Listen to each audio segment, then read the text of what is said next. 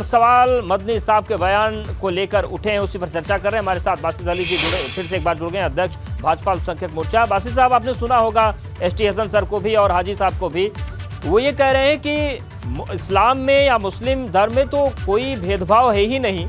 आप लोग पसमानदाओं की बात करते हैं और ना जाने क्या क्या बात करते हैं, आप लोग ये तोड़ने वाली राजनीति कर रहे हैं वोट के लिए।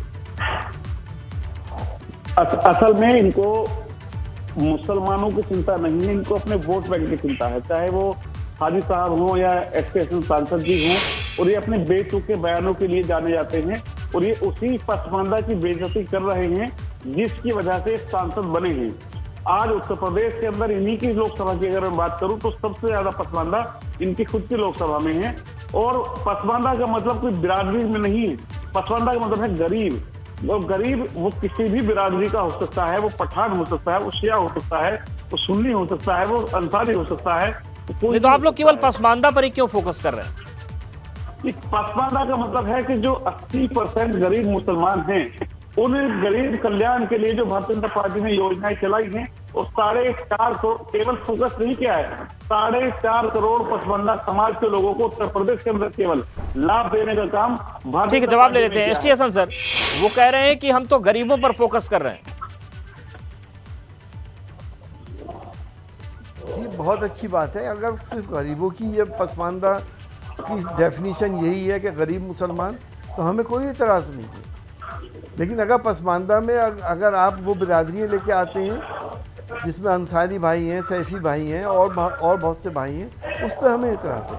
गरीब पे हमें कोई एतराज़ नहीं है। आप गरीब का उत्थान करें, हम आपके साथ हैं, हम इसको कम मना कर रहे हैं। गरीबों के मौके पर साथ हाजी मोहम्मद सलीस जी, मदनी साहब ने यह भी कहा कि जो मुस्लिम में जो कमजोर वर्ग हैं, जो गरीब हैं, उनके लिए आरक्षण का भी प्रावधान होना चाहिए। आरक्षण की बात भी उन्होंने कही है।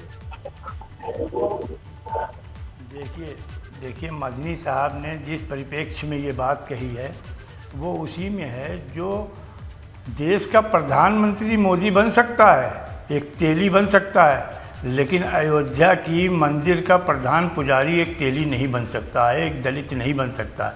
हमारे यहाँ ऐसा नहीं है। हमारे यहाँ कोई अंसारी हो, कोई नाई हो, बनने जा रहे हैं, दलित वर्ग के जो लोग हैं उनको ट्रेनिंग दी जा रही है, वो मनसबे इमामत पे खड़ा हो सकता है। मेरी बात पूरी सुनिए, बीच में आप पार्टी मत बनिए।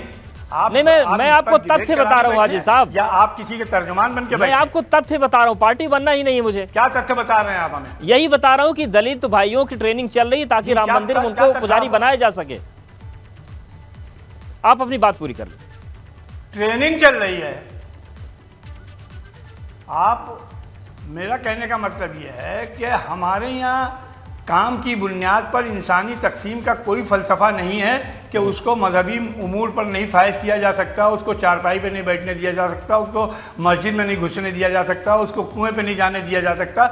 ये हमारे यहाँ इस माने में पसमानदगी नहीं है। डॉक्टर राजेंद्र सिंह सच्चर ने जो अपनी रिपोर्ट पेश की, उसने बहैसियत मजमूई मुसलमानों को तालीम के मैदान में, मुसलमानों को माली एतबार से और मुसलमानों को सेहत के एतबार से, मुस्लिम इलाकों में स्कूल और कॉलेजेस के एतबार से पसमानदा बताया। उस अगर परिप्रेक्ष्य में बीजेपी मुसलमानों को सच्चर कमेटी की सिफारिशात की रोशनी में प्रगति के साथ आगे बढ़ाकर, ये बड़ी महत्वपूर्ण बात है कि अगर उस लिहाज से सच्चर कमेटी को लागू किया जाए तो ये बहुत जरूरी चीज होगी और तभी माना जाएगा कि बेहतर राजनीति हो रही है।